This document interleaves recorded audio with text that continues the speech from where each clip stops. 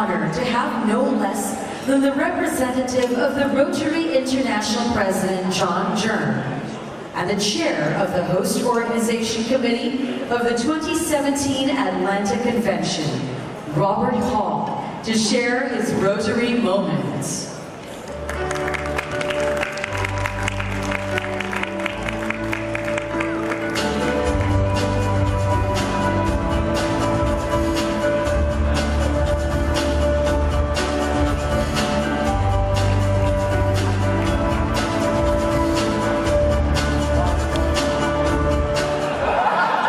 She said never.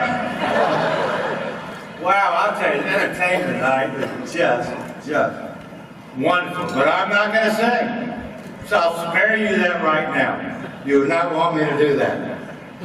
I heard the speaker today, Richard Gomez, and it reminded me, I get in trouble a lot with things I say. But Richard made the statement today. What did he say? Happy wife, happy life. Isn't that true? So what I say at my house, if it's okay with Charlene, it is perfect with me. Right? Absolutely. Charlene, stand up. Come on. This is the best thing that ever happened to me.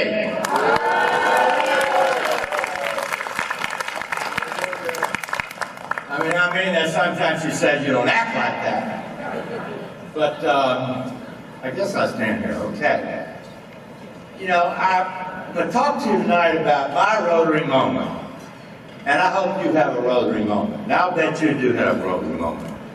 But before I do that, I want to talk to you about why I joined Rotary. Now, you think about why did you join Rotary? I was 25 years old.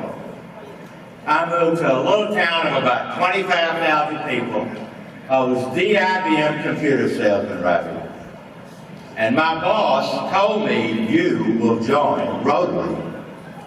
Now I want to tell you, when your boss tells you you're going to join Rotary, what do? You join Rotary. All of my clients joined Rotary. It was about a 275 member club, and the chairman of the bank, the paper mill CEO, the resort, Sea Island Corporation on the coast of Georgia, all of them were in my Rotary Club. It was really good for me.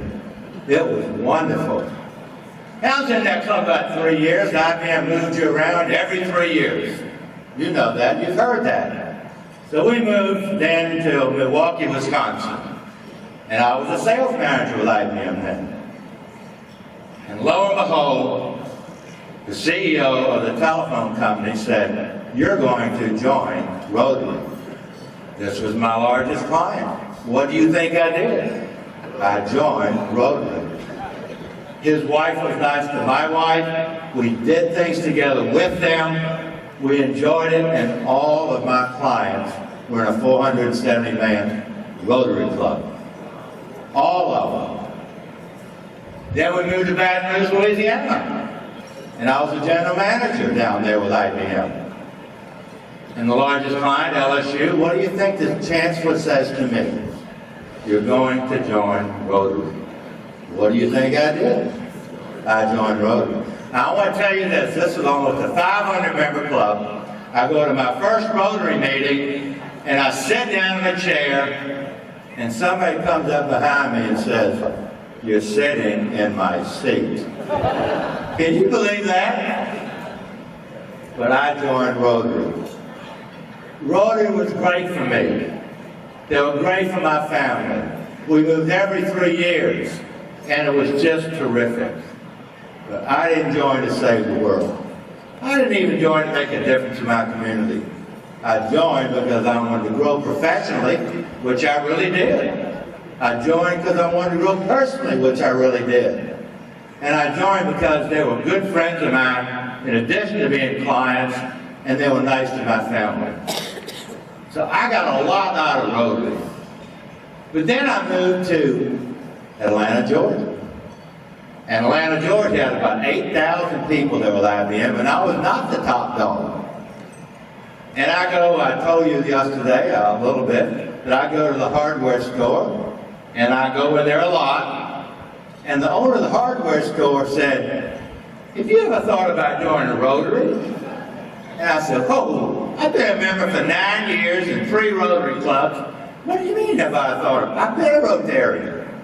He said, how much do you ever give to the Rotary Foundation? Well, I had to stop and ask him what the Rotary Foundation was. So you know how much I'd given in 9 years, right? Nothing. Absolutely nothing. So I joined a club with 34 members. That was a little bit different for me. You couldn't hide in a club of 34 members. So what do you think the first job I took was? This is a good one for me. I was social chairman. I knew how to do that really well. We had a lot of parties, we had a lot of fun, and I really got into this thing called Rotary. And about 12 years later, I was president of my club, and then I was a district governor. And I really thought, this is it. I can make a difference in my community. I can maybe change the world. I think Rotary is the power of one. One person with an idea, and the results of 1.2 million members. The power of one, the results of many. And I bought into that. It really made sense to me. It really made sense to me.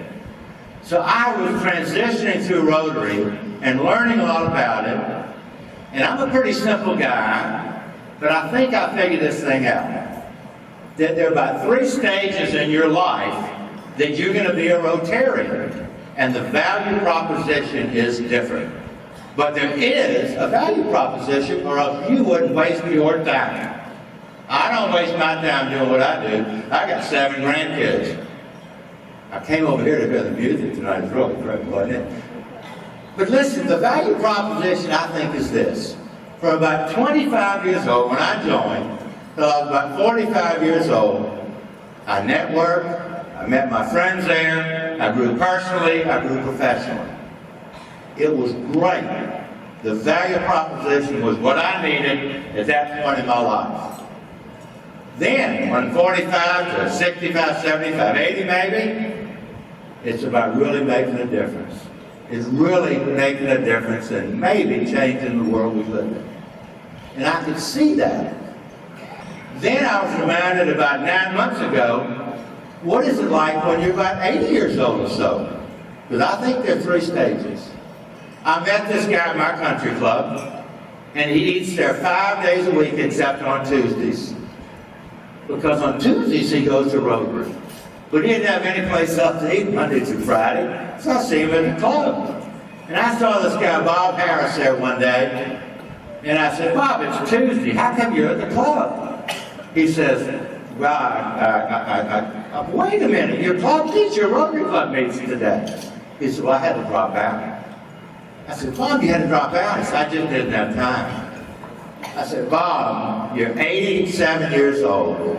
You're retired. You come here to the club to eat, and you don't have time to go eat at the Rotary Club? So I didn't buy that. And I talked to a friend of mine at that Rotary Club, and I said to him, Kai, why did Bob Harris drop out of the Rotary Club?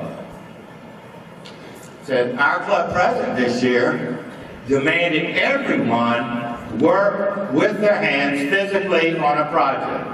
It could be cleaning an intersection, it could be building a fence, but you had to do that. You couldn't just give money. So I saw Bob Harris and I said, Bob, you need to go back and join that Rotary Club. They need you. You know what he told me?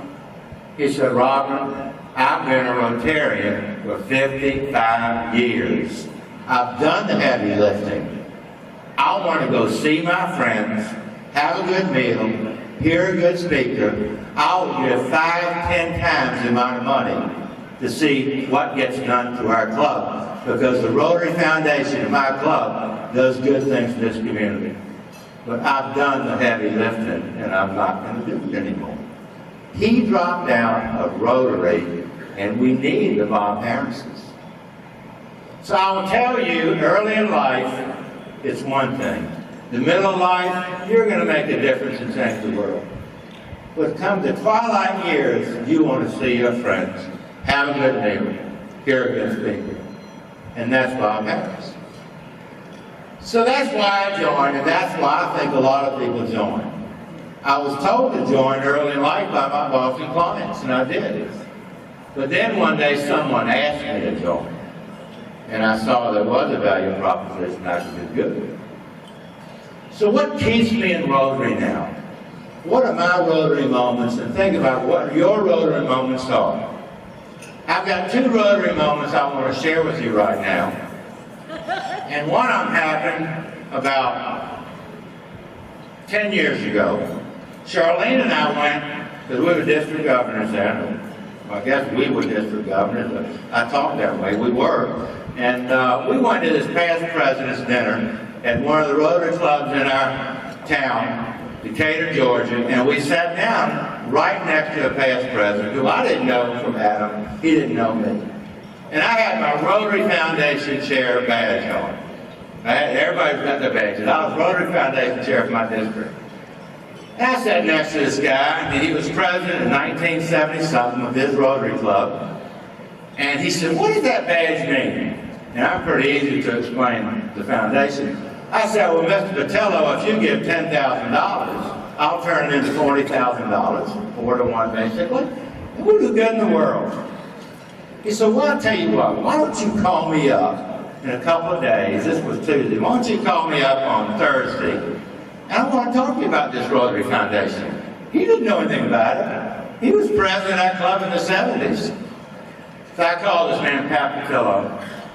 I said, "Mr. Patello, here's a little bit more how it works." We talked about it. And he said, "Well, I own a resort in Costa Rica, about 4,500 acres. And everything I make on this resort, I put back into the community. And I'd like to talk about doing something." So anyway, the next Tuesday, I go to my mailbox, pick up my mail. I get an envelope from him, and it's $100,000. And I called him up, but this does not happen every day to me, guys. I don't get a $100,000 check. I called Mr. Patello up. I said, "Why did you send me that check?" He said, "I wanted you to know I'm serious." I said, "What do you want to do with it?" He said, "What do you think we ought to do with it?" So I went to see him. This was an event that changed my life. We talked about what we could do in Costa Rica with 100 times 4, $400,000. And we figured out we'd build this library. We could build about a 15,000 square foot library, equipment, et cetera, And I said, "Now you just build the building and we'll put everything in it." He said, "I got to build the building?" "Oh, we don't match the buildings and structures. Rotary didn't do that. You build." "Well, that's another $370,000. He said, "I know, you got to do that." So we talked about this. He had the architecture, the architect group working plans. And we called this Rotary Club, and I told him, "This is how it works. You give your money to another Rotary Club, doesn't have to go through the government." He had lost about $75,000 in the government over there, sent them a check. We told him, "We're going to build you a library." And they said, "Robert, why do you think we need a library?"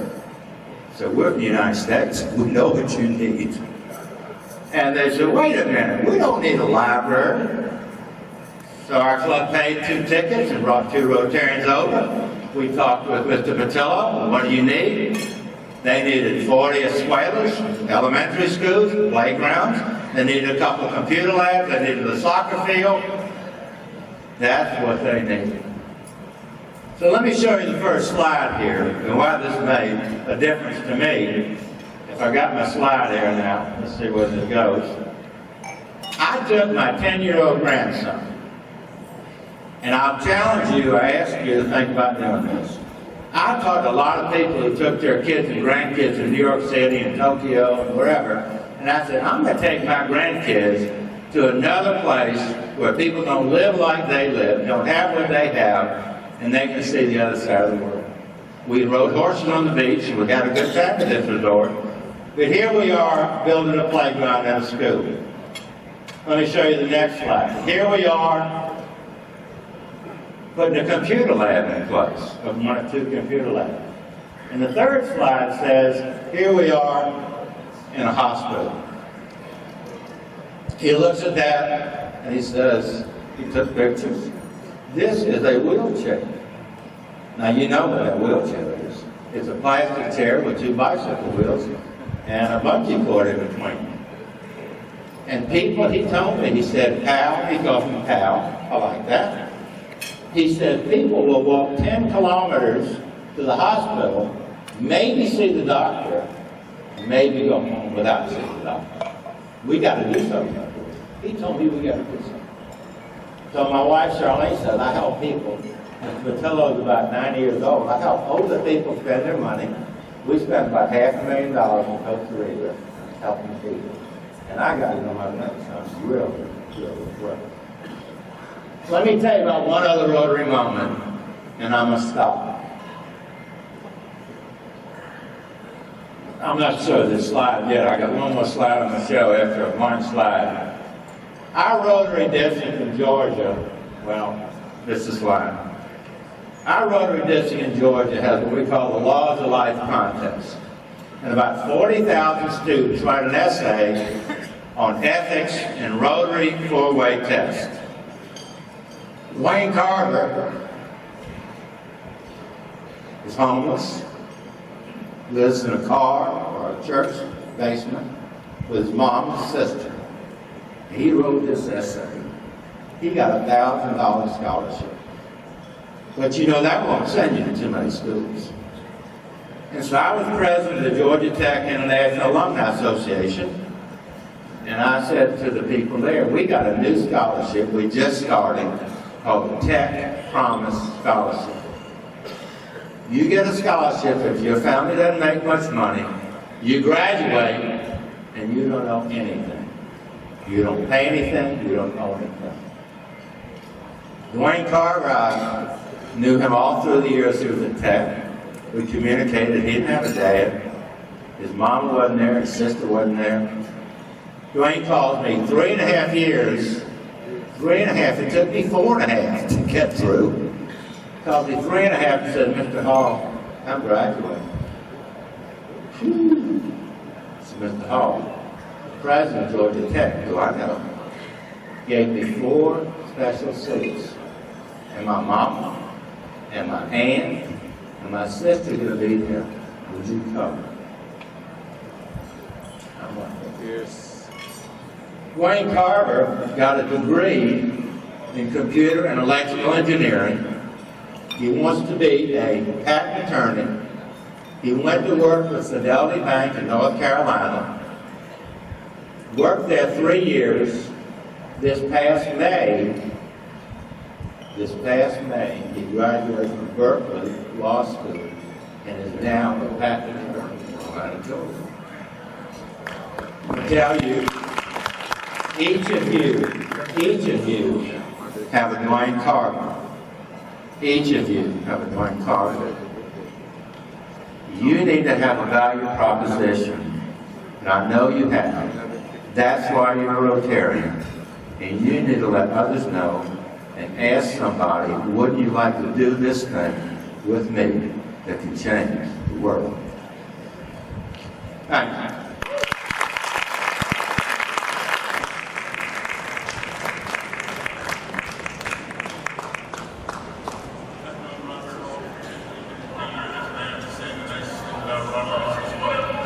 Charlene is a wonderful person. She takes care of Robert and makes Robert a success. I would also like to say that Bob is one of the best leaders I've ever worked with.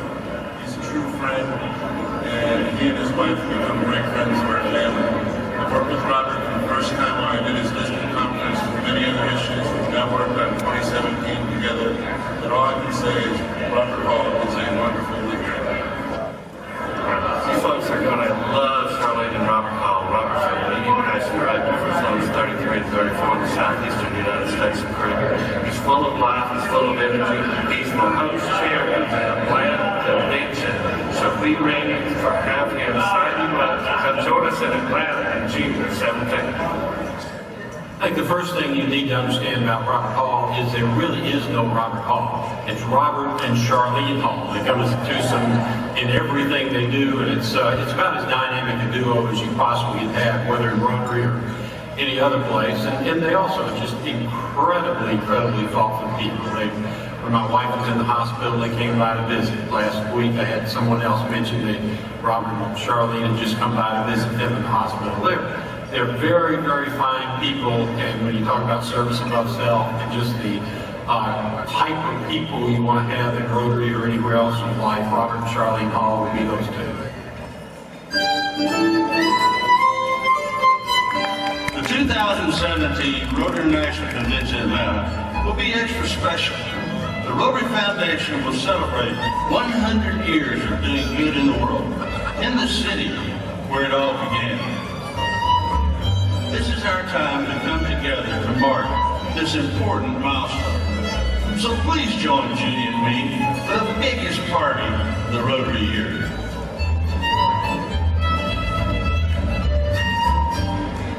Hello, I'm Mayor Kasim Reed, and I invite Rotary members from around the world to the city of Atlanta for the 2017 Rotary Convention.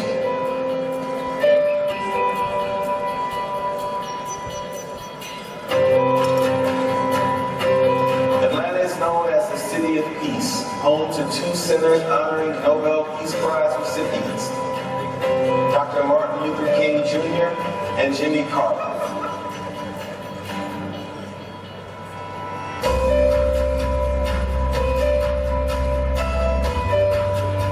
I'm certain this convention will be memorable, and I encourage you to take advantage of all the city of Atlanta has to offer. On behalf of the state of Georgia, we'd like to welcome you to the Gateway to the South. Discover our historic architecture. Experience the wonder of the Appalachian Trail. Take in the beauty of our beaches or take home some of the best golf courses in the world. Be charmed by the people and the magic of the South. Wherever you go, we welcome you. We're glad Georgia is on your mind. Please join Judy and me at the 2017 Rotary International Convention in Atlanta. What better way to celebrate the centennial of the Rotary Foundation than for Rotarians to come together from every Rotary club in the world. We've made so many new friends and learned about their projects and how we might be able to collaborate on it. It's just been fabulous. I'm actually there once every year, and Rotary gives me the opportunity to visit different parts of the world. It's amazing to see all the countries that are represented here.